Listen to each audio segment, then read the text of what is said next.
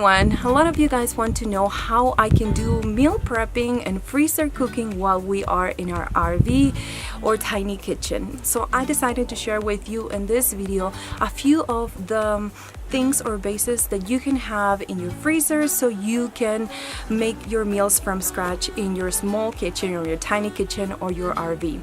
So if you're interested, then just keep watching.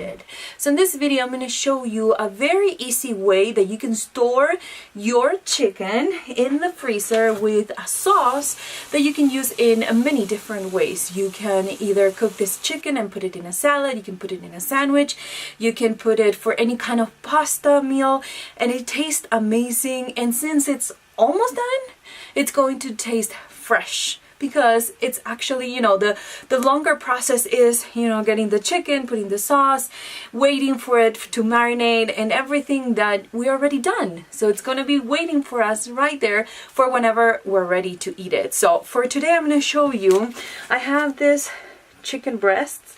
They're the Kirkland brand. They're supposed to be hormone free and natural, not organic but more natural, so it doesn't have any kind of salt or anything, and because of that it goes bad very, very quickly. So you buy this on Monday and by Wednesday it's going to stink. So you either buy it and put it in the freezer like this, which you can store it in this same packaging, or you do something with it. You put it in some kind of sauce. So I'm going to show you today our favorite way to keep the chicken ready for us when we are ready to eat it. So I'm going to open this little pouches, and I have my regular, remember I told you I have the wood cutting board down there, and I also put a little bit of parchment paper to make my life easier, but this have a lot of water, so I'm gonna put it like that, get rid of the bag. I don't like to work with chicken or any kind of meat for that matter. I just feel ugh. But that's why you only do it once and then you have it for like a couple of weeks like me. So what I'm going to do is cut it in half.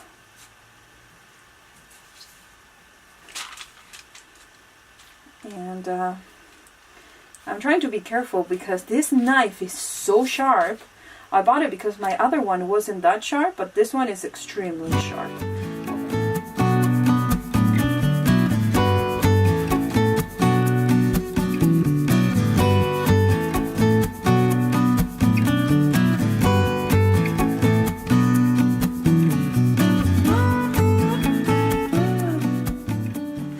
I'm gonna get rid of this parchment paper because it's way too wet to using it, and wash my hands. Now in this bowl that is from Dollar Tree, but it's nice because it has that rubber in the back or in the bottom, I'm gonna put a cup of oil. You can do olive oil. My family doesn't like it that much with olive oil, so I usually do a mix. Right now I'm doing whatever I have on hand. 1 cup of lemon juice. If you have fresh lemons, the better, but I don't. So I'm doing 1 cup of this real lemon thing that I like to have in hand for whenever I don't have fresh lemons. A couple of tablespoons of Dijon mustard. And if it's more, it's more. I don't care. I usually put it on top of the bowl. So this is something that everyone likes.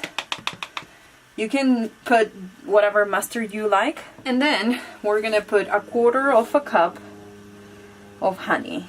Now, if it wants to, this is how much I have left. I have to buy a big one at Costco because honey, it's in a lot of the recipes that we do. And I have this little one here in hand. Then we're gonna add thyme. It's going to put salt. And again, I'm gonna put the all the details of the recipe in the description box down below. And pepper. We do like our spices, so I am very generous with them. And then we're gonna whisk away. Kind of switch the angle so you can kind of see how this is starting to look like. It's like a dirty looking egg wash, even though it doesn't have any kind of egg. You take your time and make sure that everything is really well incorporated, so that way you won't have, you know, chicken with tasting with more like honey and others without that honey. Then what I'm going to do is slowly put it into the chicken. Okay, sure you get everything out so we don't waste anything. And I just remember I have gloves, so what I'm going to do is put a glove on and I'm going to mix it with my hands. Now this is something that you can totally do with a fork, but for some reason I feel like it can feel whatever needs more, or the ones that are stuck together, and maybe when you do it with a fork you can't. So you massage it into the chicken, and I promise you that it will make a difference, okay? Now this is some kind of marinade, so if you're gonna use it the same day, you leave it in this container, you put the lid on, put it in the fridge, and within 8 hours it's going to take all the flavor and it's going to be in the meat itself.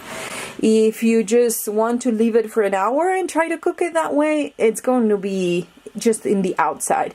So, you know, this is something that you might want to prepare in the morning if you're gonna have it that day, and then in the afternoon just cook it. Or what you can do if you're going to freeze them is let it sit in your fridge for about 8 hours, 8 to 12 hours. If you can do 12, it's even better. And then we are going to separate them into little Ziploc bags into a bigger bag, and that way we can put it in the freezer. So when I'm going to store them, what I usually do is I get a cup and smaller bags. I feel like that way, if I don't need that much chicken, then I can grab just one bag. As you can see, this is just a regular cup. And that way I can put them into smaller bags that are going to be better. We need to get more chicken because it's going to be for all of us, then we can do that. And these little baggies hold 2 of them perfectly. I just made a mess, but don't mind my mess. I just put it here, and as you can see, they will have a lot still after the 12 hours. They're still gonna have a lot of sauce, and that way you're gonna put them in the freezer like this. If you want to do it and have them more compact, what I usually do is I get one of these bigger bags, and then I'll do about 10 of these depending on how much chicken I have, and then put them with the name in this bag, so that way I have all the same kind of chicken in one big bag, but I don't have to store them all and thaw them all out in the same way. I can put them here and then store little bags in this one, and I'm going to show you how I do it, and that way I can grab one little baggie and keep the rest in the freezer ready for the next meal.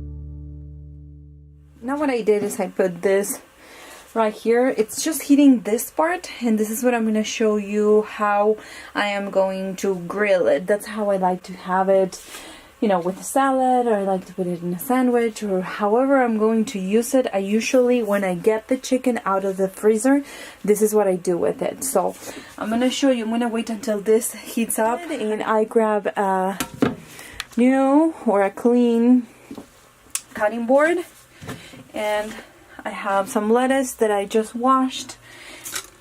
And I'm just going to make a little bit so you don't have to watch the entire process of cutting a lot of lettuce.